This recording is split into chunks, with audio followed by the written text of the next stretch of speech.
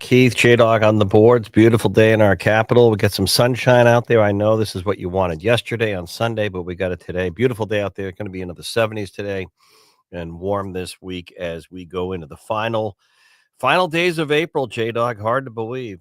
Hard to believe. And I hope you had a good weekend, and thank you for joining us. Our poll question this morning up on X, the Pulse of an H on X. Do you think the economy will dip into a recession this summer? We're just asking you straight up, yes or no.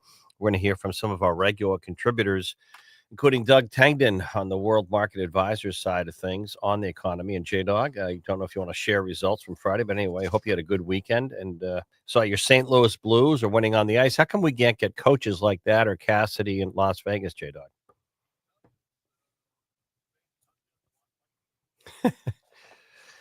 There you go. All right. I hope you had a good weekend, everyone. Again, we have a lot going on this morning, and right now, we get to the almost today's one day short of the first 100 days. White House talking about the southern border. Big roundups over the weekend or going into the weekend, and last night in Colorado at that nightclub. This is rather remarkable. This morning, our own White House correspondent John Decker sending us, and I just posted J Dog on my show page that I used to promote for the show this morning. This morning at the White House, this morning on the lawn at the White House, John Decker sent a picture before the show. Our own White House correspondent, John Decker, in the Trump administration, has put on the lawn of the White House a row of arrested illegal migrant criminals. There's just one after another.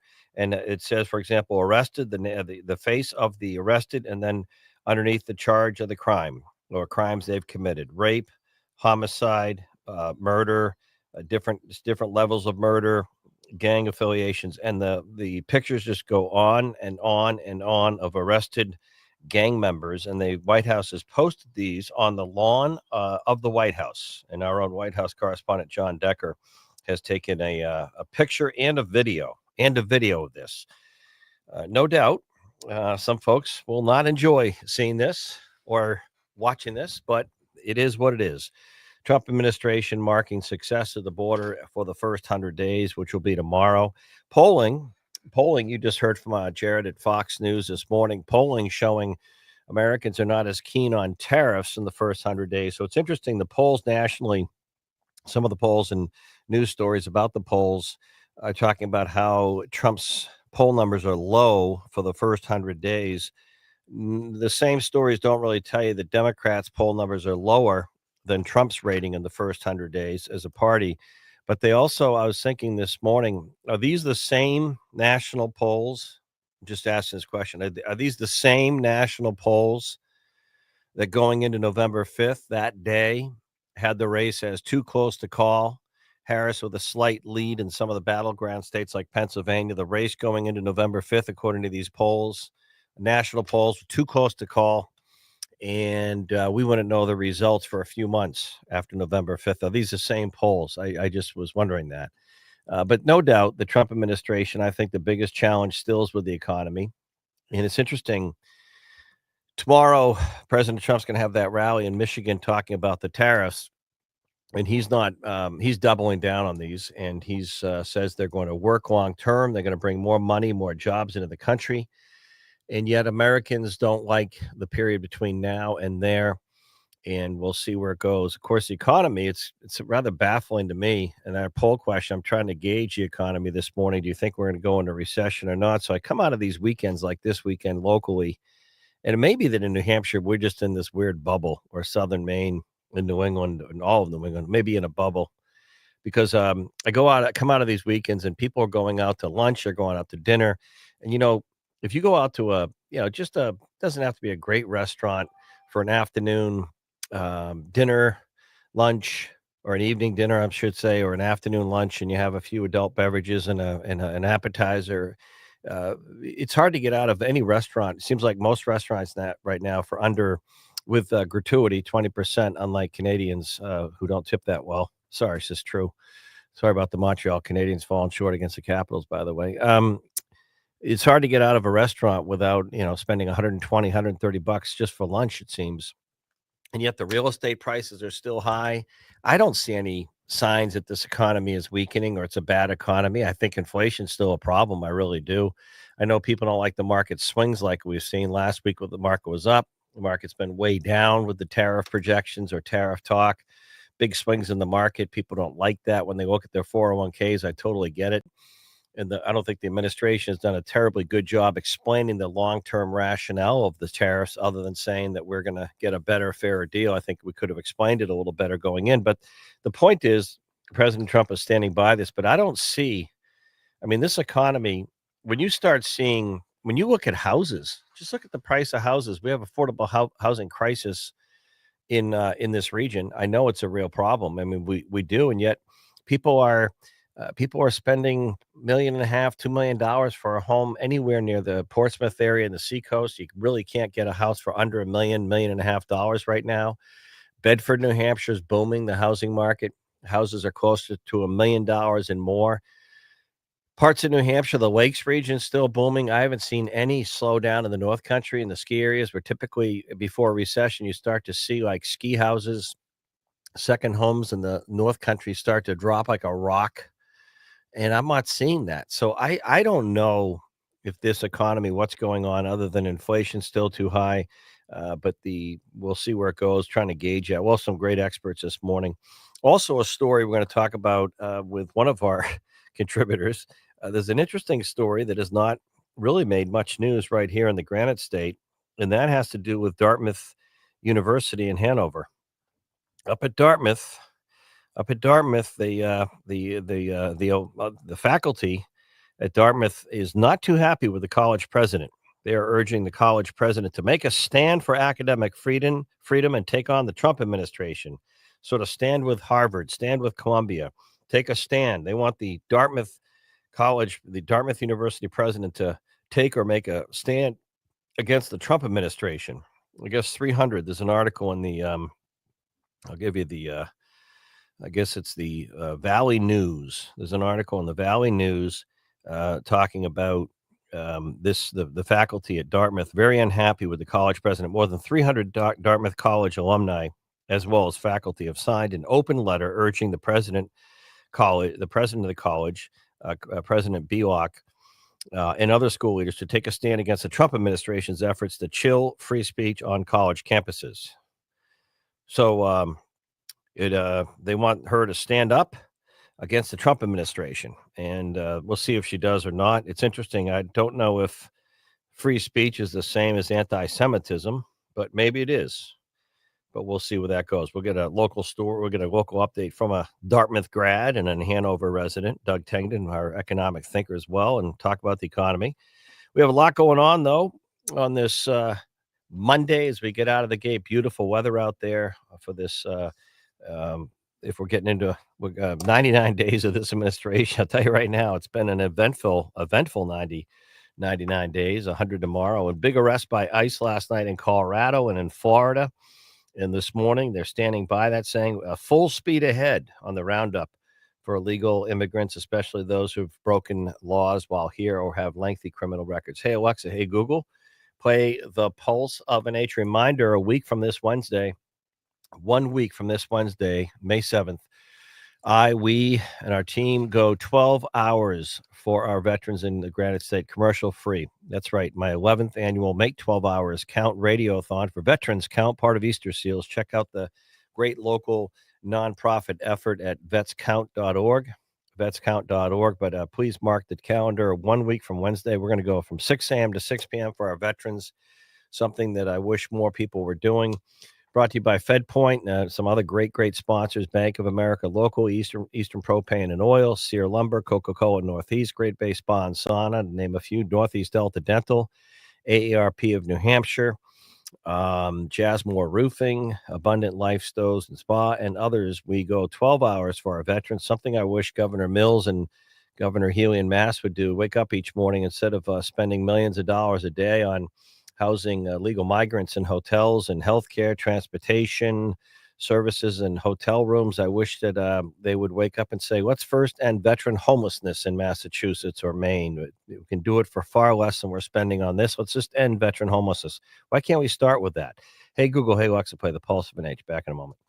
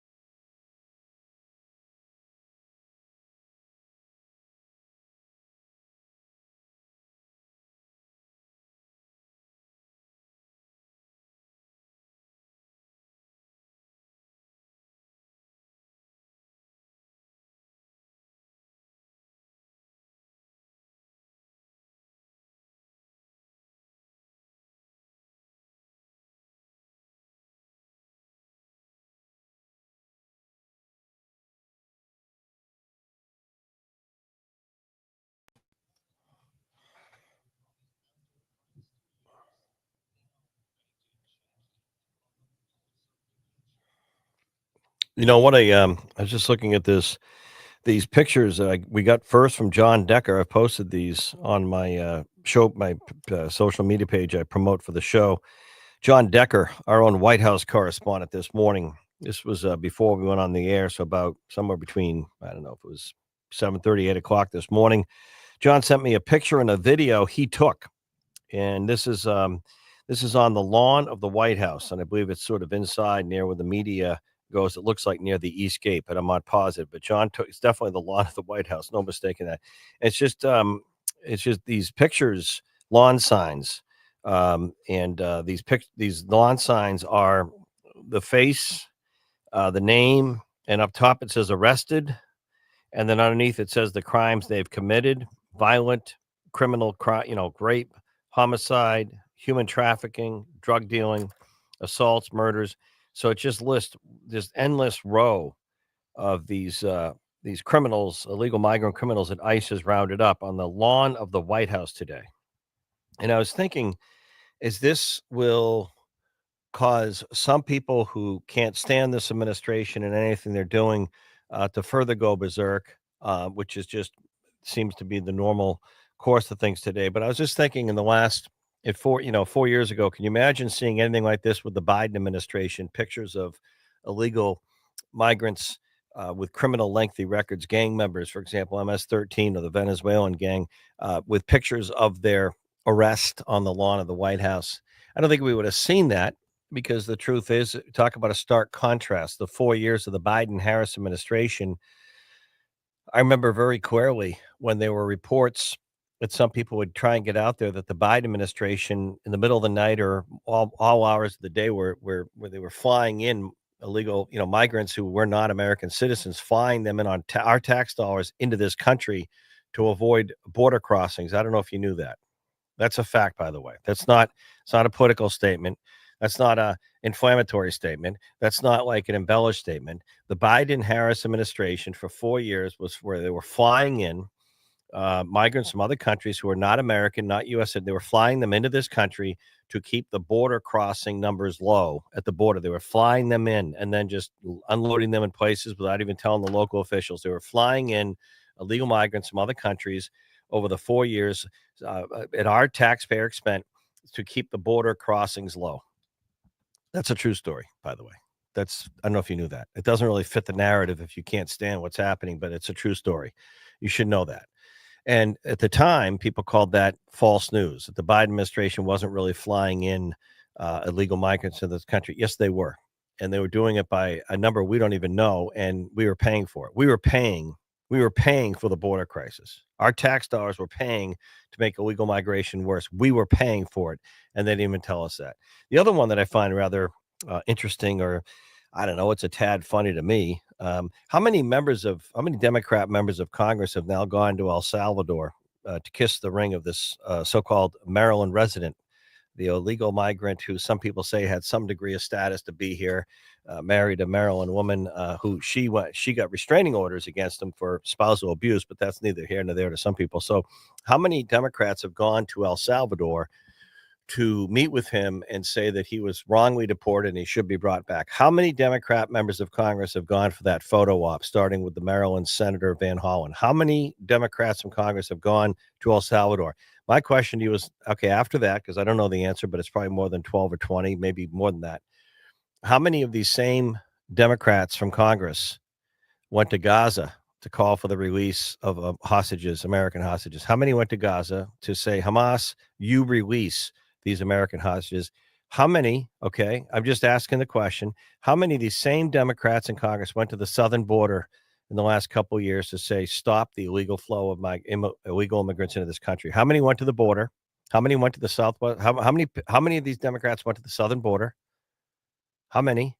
I mean, it was near the end of the election when Vice President nominee Harris went to the border. How many went to the border versus how many have now gone to El Salvador, sort of dying on the hill for this one, I still say an illegal migrant from not a Maryland resident. But anyway, how many? I'm just asking the question. So you can see what the Trump administration is doing. They're doubling, tripling down on the roundup of illegal migrants, especially those who have criminal records. And the White House lawn this morning is proof of that, with signs and images of these migrants that they've arrested with criminal records. And then they list their sort of their picture, their mugshot, and then they list the charges underneath the poster. These lawn signs on the White House that are lining the lawn of the White House this morning. John Decker, quite an image. Check out my show page, and we'll try and get them up at the Pulse of an H as well. All right, we've got a packed show for you. Midterms, believe it or not, sound like a long way away, but they're already started here. What are these polls? The same polls that said Harris and Trump, it would be a dead heat, a toss-up election night, November 5th. Too close to call, with Harris leading in some battleground states like Pennsylvania and Wisconsin. And we wouldn't know for a few months. The same polls that said Harris was probably going to win the election, they're now saying that the polling for Trump in the first 100 days is not good, but the same polls show it's even worse for Democrats. What does that mean? Independent voters will tilt this whole thing. Does it mean more of a blue wave in New Hampshire come the midterms or not? We'll hear from some of our regular political experts and contributors a little bit later on this morning. Doug Tengden will talk about the economy, also this flap at Dartmouth University or Dartmouth College. The alumni and the faculty want the Dartmouth College or Dartmouth University president to speak up and take a stand against the Trump administration for free speech. Hey, Google. Hey, Alexa, play the Pulse of an H. Jack Heath, J-Dog on the boards. Back in a moment.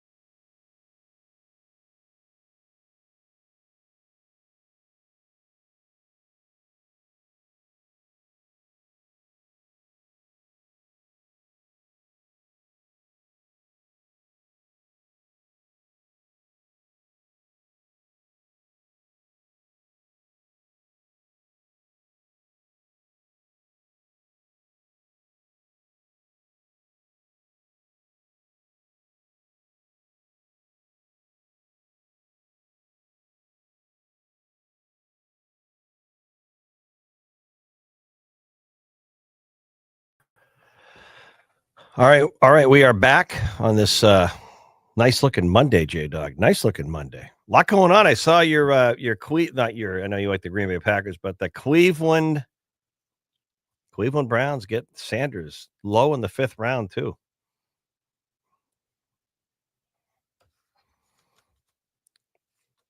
He's he still went out and had quite a party for being drafted that late, but we'll see. I know. Well, they always need a side story. They always need a side story. You know what I'm saying? You know? I know you don't care, but I think the Patriots had like an A minus draft. They had a pretty solid draft. Centers, receivers, running back, big linemen. I mean, that's exactly what the Patriots needed. All right. I know.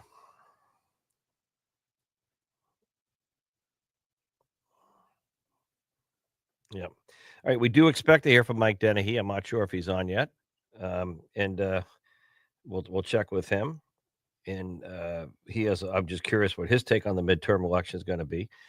We'll see where it goes. It's still early. Yes, it's still early. We're looking at May later. We're going to hit May this week, but still, I think it just seems to me there's a period between sort of now and Memorial Day when summer kicks off, and then there's a little bit of time in June before people start to get in the summer mode. And they start to check out, and I would say it's my opinion that I think, in politics, a lot of stuff's gonna gel between now and Memorial Day.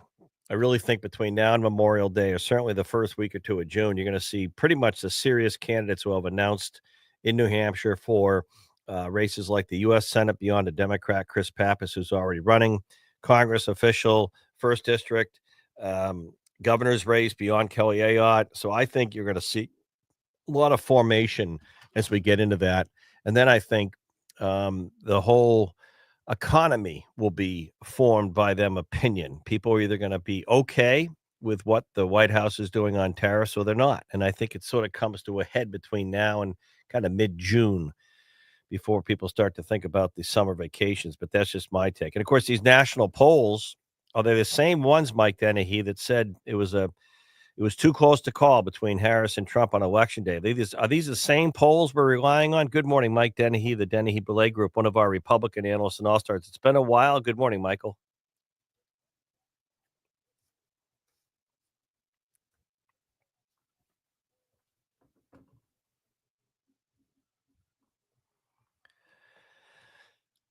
Yeah.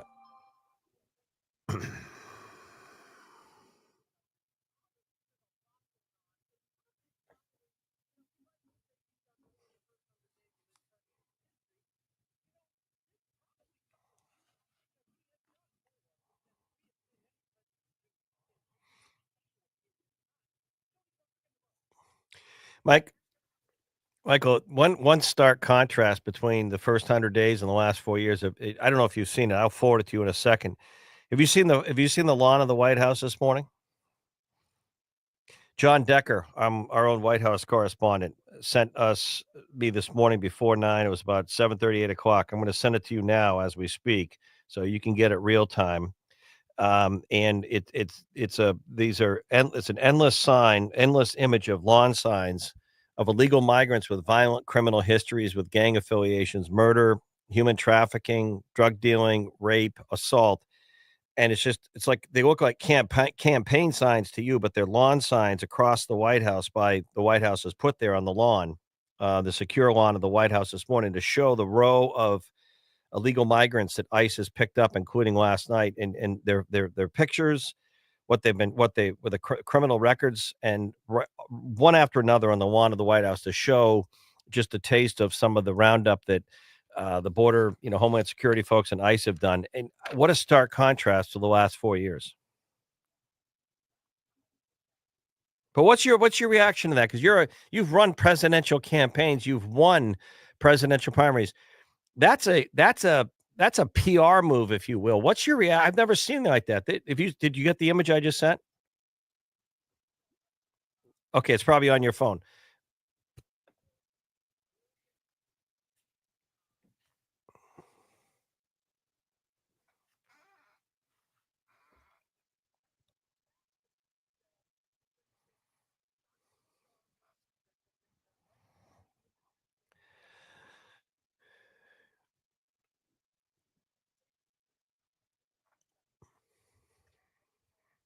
Yep.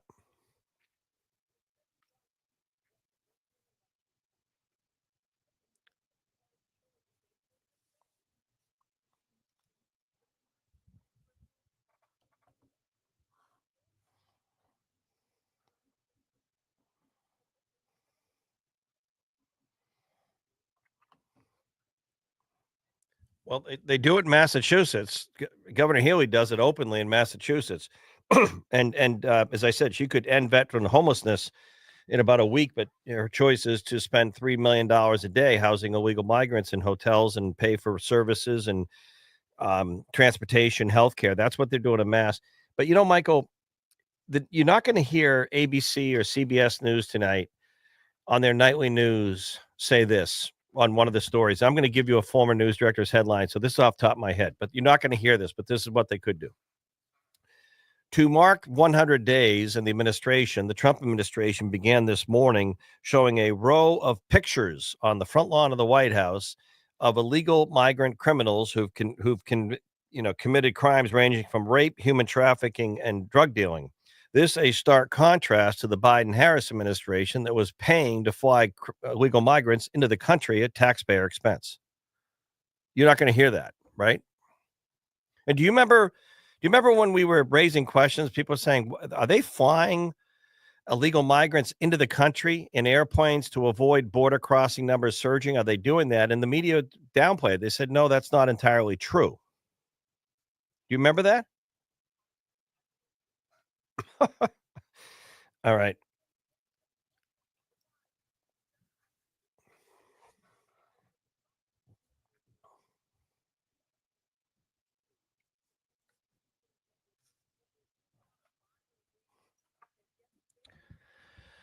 Right.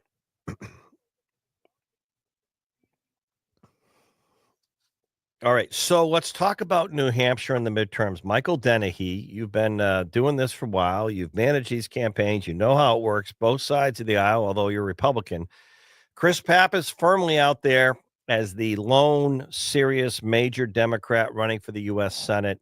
And it looks like he's so far successfully frozen the field from any other Democrat, maybe a more progressive left Democrat like an Andrew Valinsky or someone else from jumping in. Scott Brown is out there talking to people, and he may well run, but so far he's sort of turned down the heat after former Governor Sununu said he's not running. So, what's going on with this U.S. Senate race, and what's your take on it? And are Republicans reluctant in this environment in the midterms where their feeling is maybe independents have turned on Trump because of tariffs? Are Republicans reluctant to jump into these major races? Yes or no?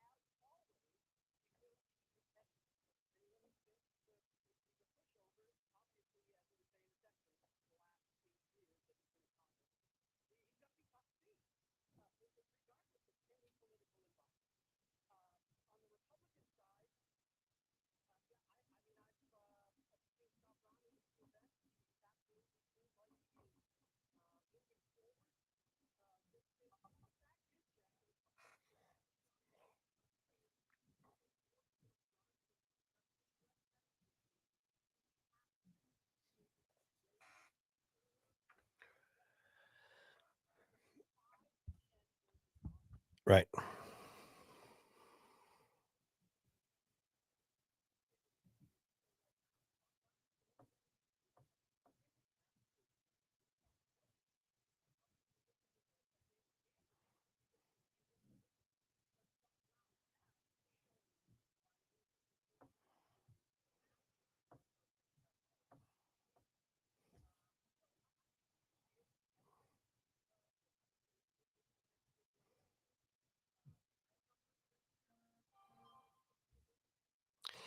Yeah, it's interesting. What about governor's race for Democrats? Lucas Meyer, regular contributor on my show on Thursdays, Democrat analyst, saying now the budget's tough. Now serious Democrats may be looking to challenge Kelly Ayotte in her first reelection bid in this next the midterm because it's every 2 years. So what Democrats would line up, and why aren't any lining up to run for governor?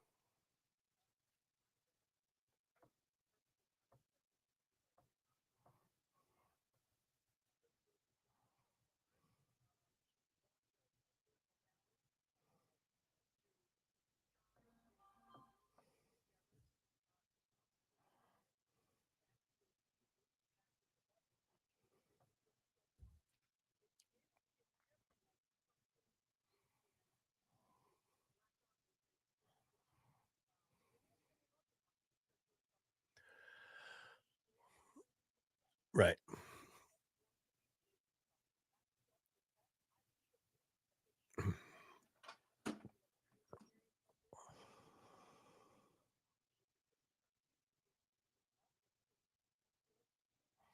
Well, that's to the point. And then finally, first congressional district, Maggie Goodland is running again. The second, Lily Tang Williams, a Republican.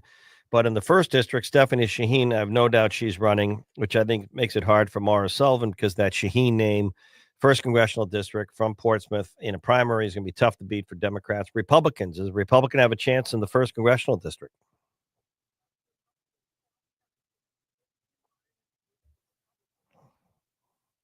And what do you think?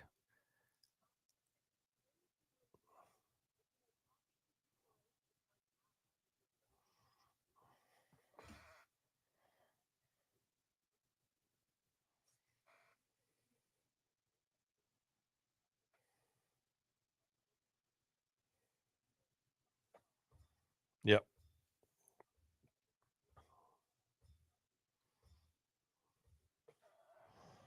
Yep. All right. I appreciate it. Thank you, Michael. As always, Mike Dennehy. Thank you. Good stuff. So I don't know if you caught it.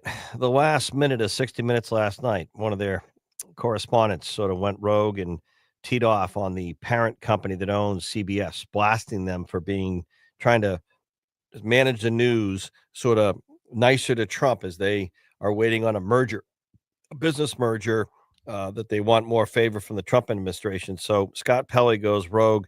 Now, the executive producer of 60 Minutes has stepped down, and 60 Minutes has been under fire now for a couple of years, as they well should have been, for what I call not balanced, enterprising reporting. Very much more. Well, let's just say anti-Republican. I mean, the hatchet piece they did on Ron DeSantis didn't even make it past the first night. They took it off that network that night, way back after the COVID crap.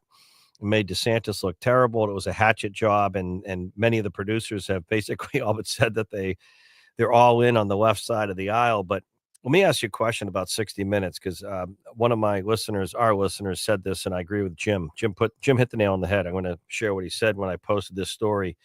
60 Minutes star goes rogue with astonishing live on air statement at the end of the show last night. Jim says it better than I can. So here you go. Years ago, Jim says, I would be sure to watch every Sunday evening edition. Now, I've not watched it in many years. When's the last time you watched 60 Minutes, like religiously every Sunday night? Because I used to as a younger person. I haven't watched 60 Minutes in well over 10, 15 years, it seems. I think I've seen a direction in a lot of our see, it's one thing to be a questioning media of authority and question administrations and do your job. But it's another thing to be a political activist. And there's a clear difference. There's a clear difference. And the national networks, for the most part, have become political activism outlets versus news. And gone are the days of Tim Russert, Cokie Roberts, Sam Donaldson, even Britt Hume, and others that just got up there and fired away, whether it was Reagan or Carter, Bill Clinton or Obama or G.W. Bush. I mean, they were but really started more in the last 12, 15, 20 years. You've seen this more activism in news. And the result is the ratings are terrible on the television news side. Terrible. The ratings for TV news. It could also be a combination of technology where people are listening and going online more for their news than watching newscasts that may be too long for people's attention. The traditional, in my era of newscast, a newscast would be a half hour, but it really would only be 22 or 20, 18 to 20 minutes with commercials. So it was a half hour, though. You'd watch the news, the weather, the sports, and you'd watch a newscast. Today, people don't have the patience or the interest to do it, but I think a lot of it is political activism has pushed viewers away. We come back, we'll talk about the flap up at Dartmouth College or Dartmouth University with alumni and faculty unhappy with the college president. Also, the economy. Doug Tangden, World Market Advisors, on deck next.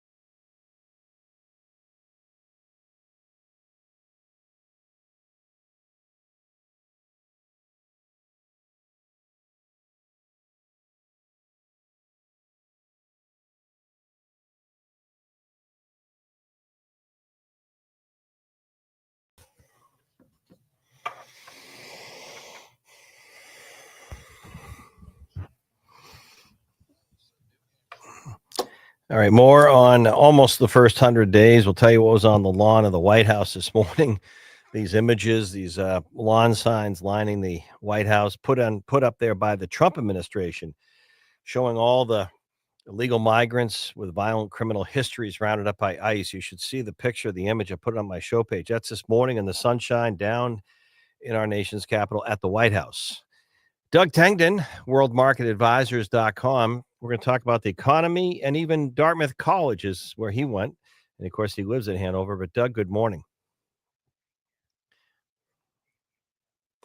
It is. It's a nice day out there, beautiful everywhere in our region. Good morning, the pulse of an age. Doug, we have a little extra time, so I'm going to set this one up a little bit. Here's the setup.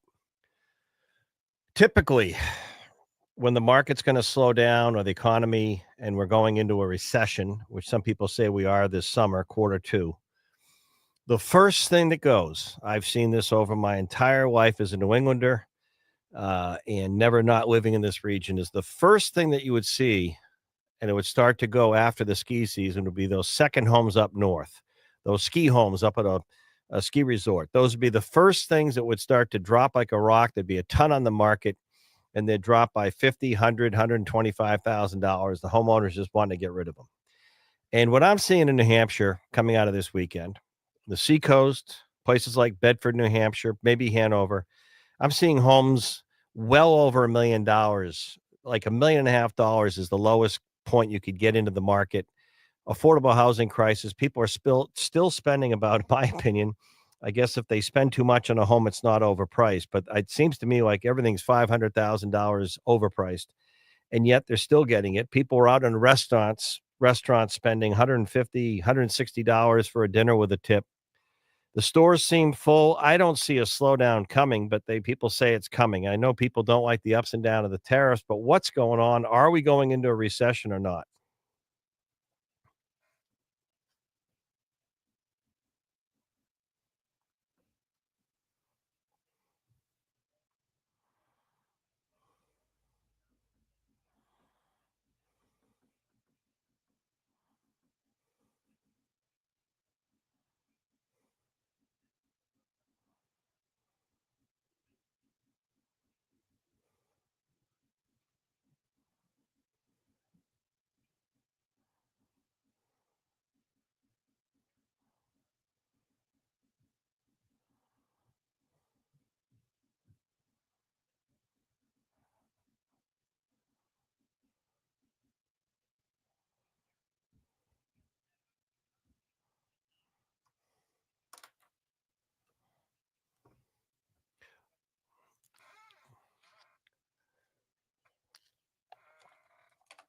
But I mean, you look at I just always look at housing market with recessions because it's the first thing that drops.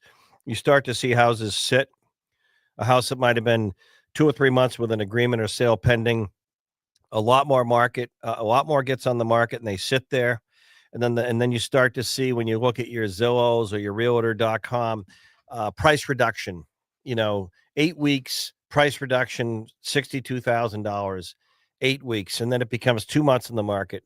And I'm not seeing that and almost any market in New Hampshire. I'm not seeing that.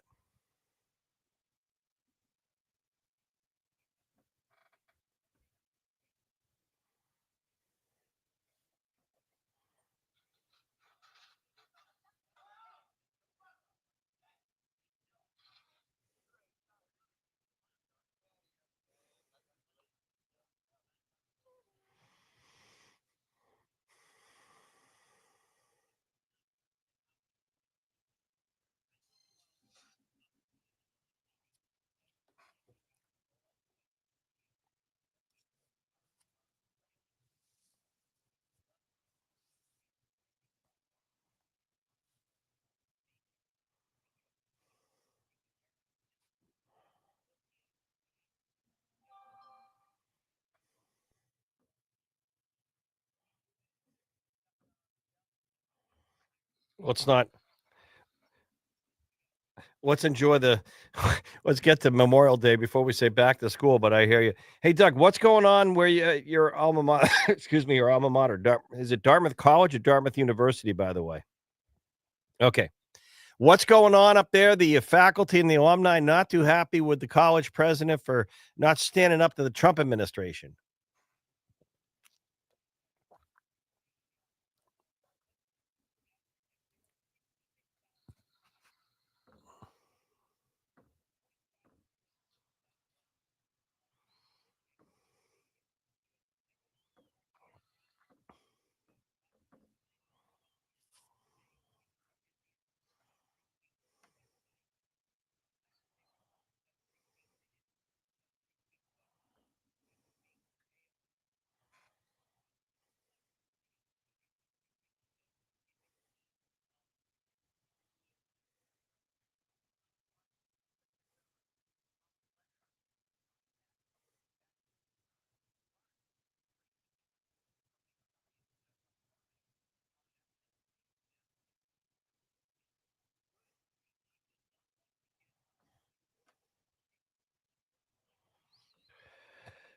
Yeah.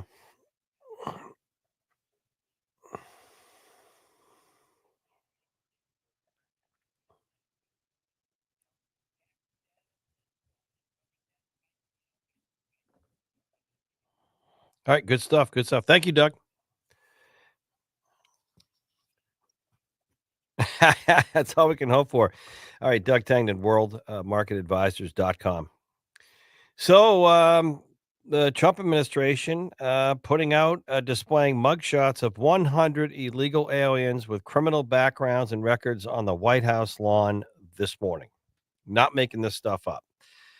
Pictures, lawn signs, if you will, the arrested, the picture of the, uh, I guess in this case, criminal because of their background of convictions and what they were charged with, like murder, human trafficking, drug dealing, rape, right on the bottom, and then the picture and name of the illegal migrant with a criminal record arrested. So there you have it. That's this morning. 100 days officially tomorrow.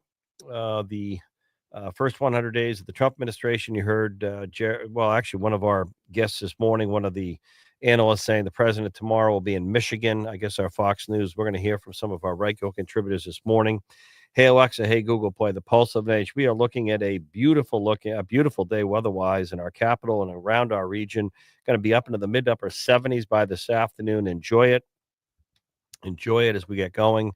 And we pretty much are looking at good weather through, it looks like, J-Dog, much of the week. We're going to stay on the warmer side as we get into our week. Also, some of the other stories to hit with, to keep an eye on this morning. We're keeping an eye on some of the state house issues. More budget stuff will continue. It's in a process right now. We had Governor Kelly Ayotte on the show Thursday morning, talking about her concerns on the budget, namely House Republican budget versus the budget she proposed. We'll have more on that. Over the weekend, it's interesting. Out of Illinois, potential presidential candidate for the Democrats coming in, the governor there. He was in over the weekend.